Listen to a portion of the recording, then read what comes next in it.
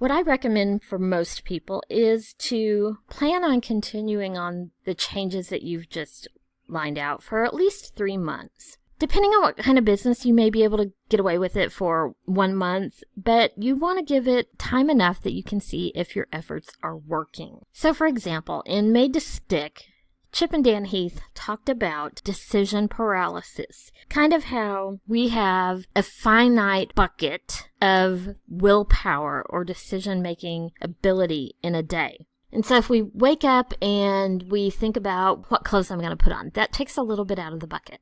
And then you choose what you're going to eat for breakfast, or what you're going to buy from Starbucks, or am I going to deny myself that donut I really want? So there's some more taken out of the bucket.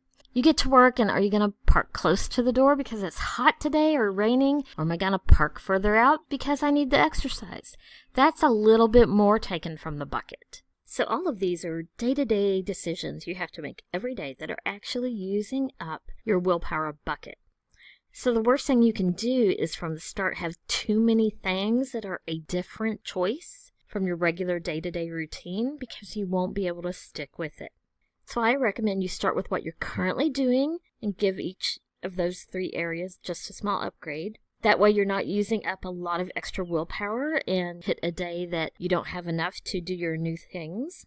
And I never recommend adding more than 3 things at one time. So slightly upgrade your communication, your funnel, and your value, 1 area in each thing, and that way you'll be able to stick with it. Give it a minimum of 1 month if it's easy things for you to add and you kind of feel like you have them under your belt where they're now part of your new routine.